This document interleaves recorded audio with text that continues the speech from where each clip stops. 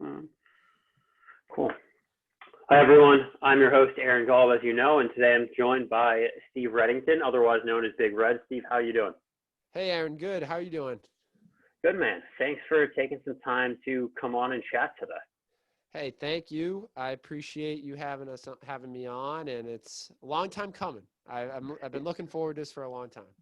Yeah, man. It's we had a couple things we had to push it, and I'm happy we are able to get this Yeah. going. But you've had a really cool career. Working in sports, starting your podcast, meeting really interesting people. Why don't you talk about really what got you interested in really going into sports, starting your podcast, all of that to begin? All right. Well, sports, like growing up, I was always into sports. I played baseball when I was really younger, and I wasn't that great at it. I was more of a basketball, and I played tennis, and ended up playing tennis in college. But I love the like competitiveness of it. Basketball was always like my main sport. I love playing, and that kind of trickled into my personal life, where I love Boston sports teams, and I worked in baseball, as you said. I was a season ticket. My family was a season ticket holder at the Brockton Rocks team in Brockton when they were in the Can-Am League. So I started working there, and I started there when I was really younger as a bat boy. I was little and just fell in love with I was even more in love with the game. And then I worked there for so long. I just worked there this summer. Again, I went back, and it's been, pretty much about 11 to 12 seasons there. And I worked one in between at the Paw Sox a couple of years ago, which was awesome. And so working in sports has just been amazing. You meet so many different people. I met so many great connections, made so many friends, lifelong friends. And that's kind of like, I think the best part about sports is you meet all these amazing people, and you get to have that common bond. Like I even say, I talked to guys that when I was a bat boy, and they were, way older, 10 to 20 years older than I was. I still talk to them. And it's just Yeah, like, it's that common thread of sports. Like we're all connected. And 100%. as far as a podcast, it was something that I really wanted to do for a long time. I, I went, it was a lot of groundwork before it came out. I asked, talking to different people, seeing if they were interested. And my buddy, James, who was on the pod, James, he said he was interested in doing a podcast. I was like, this is awesome. Let's do the sports podcast I really want to do. Like he had all the sound equipment, so it was like an easy transition. We had been friends for a while, and we just kind of clicked. It worked, and we had a great time. So, and the same thing with the sports like the Big Red Zone, our podcast. It's just made so many connections. Like you and I, we Yeah. met. You were on our podcast, which was awesome. It was such a fun time. Yeah. And now that's like, now we're friends. This is a connection we have. So like Yeah. it's, between the sports, our podcast, and sports in general, it's like, I think the greatest thing is like all the connections that you make. 100%. What going back kind of just to your journey in sports, I know you said Yeah. that basketball was your main sport, but you played tennis in college and you Yeah. worked in baseball. Yeah. So how does that add up? Why would you say So, that basketball is your main sport? so basketball, I played basketball throughout high school, and I started late. I started when I was a freshman in high school. I really never played the game before freshman year of high school. And basketball is such a competitive sport. I worked hard to catch up, and I think I did pretty well for the amount of time I learned it. But by the time I got to college, it was almost, I was under the gun, if you will. Yep. So I actually didn't play tennis until my senior year, which was, I took a few years extra to graduate. So I didn't play to my senior year. And that was more of, I like tennis, and I really fell in love with it in college. So I don't really have a good answer for you. I started coaching basketball. Like that's what I do now. I'm a basketball coach. I coached been an assistant for a varsity team for a few years now, and I've coached for actually more than a few years now. It all adds together. And I coached the freshman boys basketball team at a high school. So I love coaching. That's what I think that's where when I graduated high school, my passion for playing still was there, but I kind of shifted the focus to coaching because I felt like that was something I really wanted to do for the rest, like for a while, like my life. That was something I want to do as, maybe a career, or, I'm trying to teach and like go pursue that. So it was something I could do when I'm teaching. So Yeah, absolutely.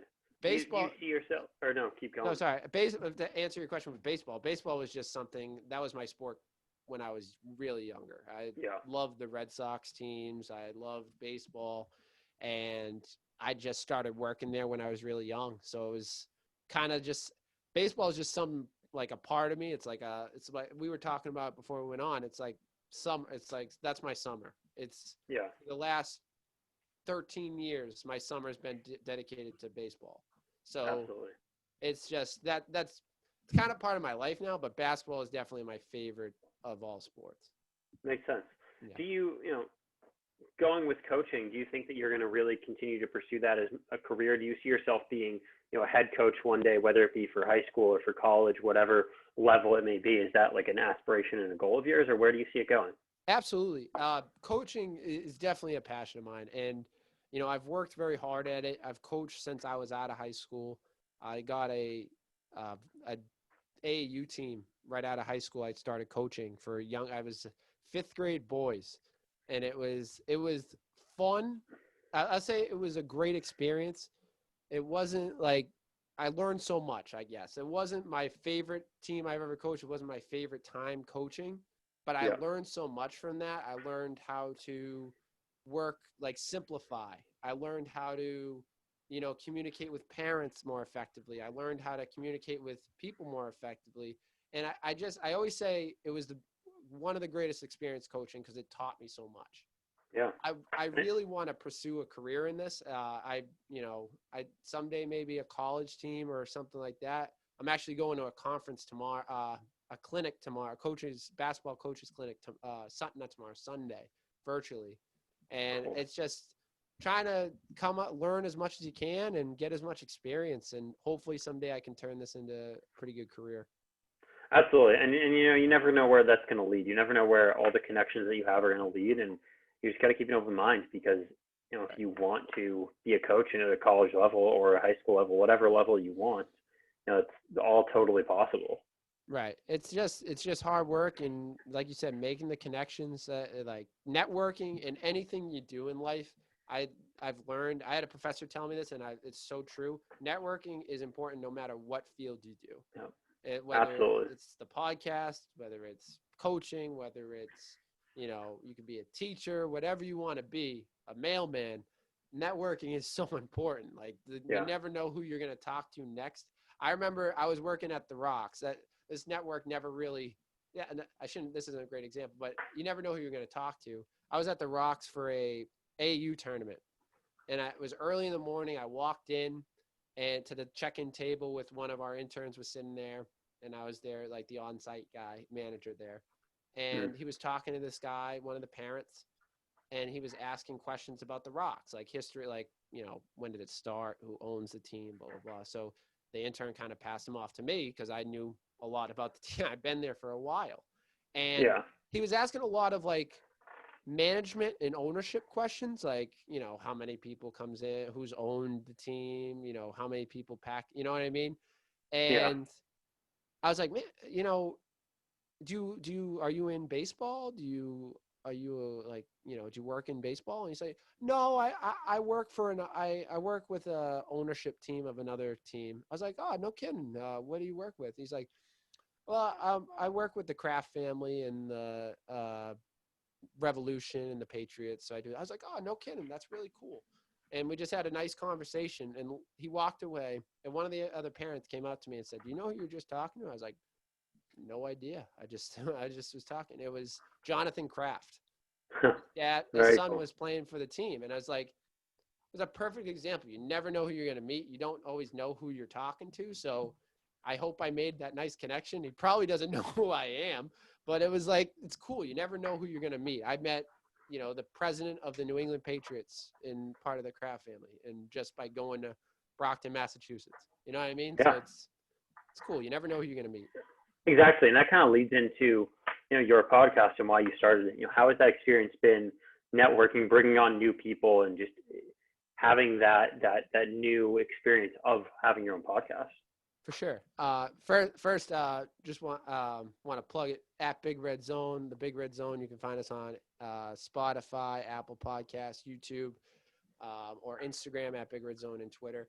I got to give also a lot of credit to our producer of the show, producer John. He does a great job with all the graphics and putting out that material and editing. The guest is really just messaging people. It's like a lot of like cold, it's like sales. It's cold calling people, cold DMing people, and then making connections off of those people. Our first couple guests really laid the groundwork, and it was really cool meeting these people. We got to talk with Dennis Clifford, who is a European basketball player. He's from Bridgewater, Mass, the town over, but he played at BC, which is a huge BC fan. I love BC basketball and football. But that was a really cool episode because that kind of showed us, man, this is like a cool way, like meeting new people, meeting these great people. And then, we met Soars. I knew Soars from college, but we had Soars on, and then we got to meet you from Soars. So it was really cool meeting all these people. We've met, Lonnie Paxson, who's a 3-time Super Bowl champion. I'm a kid from my graduating class was 86. You know what I mean? I'm from a small town in the suburbs of Mass. So I never thought in a million years I'd get to talk to a guy like Lonnie or Dennis or any of these people. Like, it was really cool to just network, not even just have a conversation with these great athletes and great people. 100%. That's awesome. I love that. And where do you see it going in the future? Is it something that you want to continue with that podcast for a long time horizon, or is it something where you're going to do a couple seasons and then maybe go on to something else? It's definitely something we want to see grow. I always say to producer John, this is like my baby. I really we started it. We've seen it grow. We kept every season's a new thing. Season 2, we really amped up the visual aspect, putting it on YouTube, putting it on Instagram, upping our Instagram game up, and producer John was a big part of that. And in season 3, we're just upping it. We got the new studio here, which I'm coming to you live from, and we just want to keep seeing it grow, hoping it grows little bit by little bit, and we have seen improvements, and that's the coolest thing, seeing it grow that little bit. Like I said, we're not well known, we're not professional athletes, we're not no one really knows us, so we had to really start at the ground, at the floor.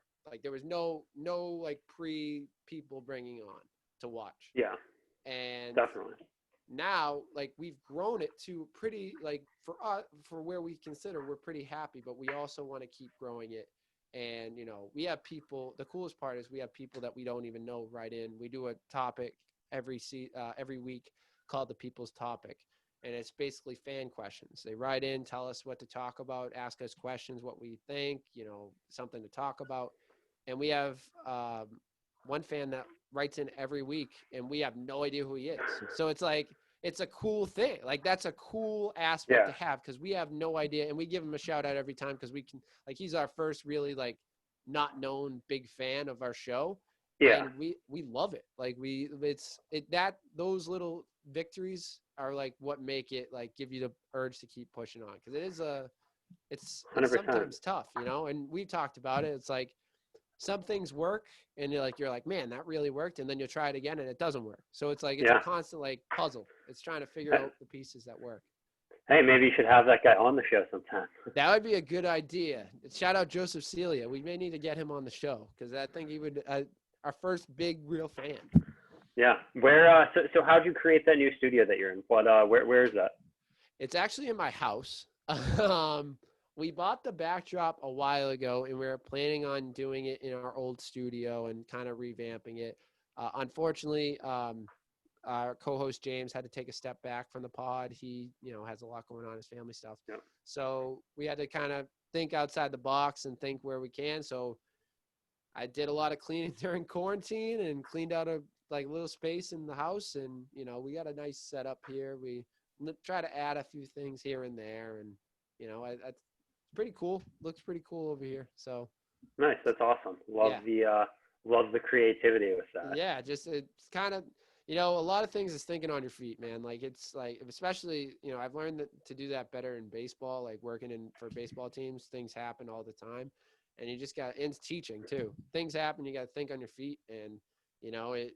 We were a little nervous at first, but I think it looks great, and it's cool being in here.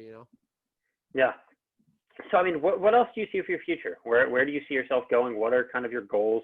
And we've talked about your podcast. We've talked about sports. What are the things you're trying to, get done, get accomplished? Really, first, the podcast, we said we want to grow that, try to make it, obviously the goal for the podcast is to get picked up by someone, you know what I Yeah. mean? Whether it be Barstool or whatever, that's the goal. Maybe someday, Dave will message us and say, hey, we want to pick you guys up. And that would be awesome. Yeah. And that's really the goal. Just grow it and keep growing it and try to make it as big as we can.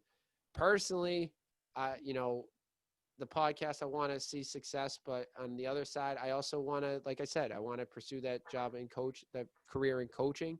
Try to, the goals is always to coach at a college level. College basketball is high school basketball is awesome. I will say, like, Yeah. tournament time, I go to different tournament games. It's awesome seeing like those great teams play.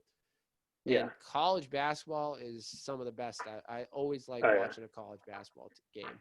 No, I I go like to college basketball much more than professional or anything Yeah, else. it's more like professional basketball.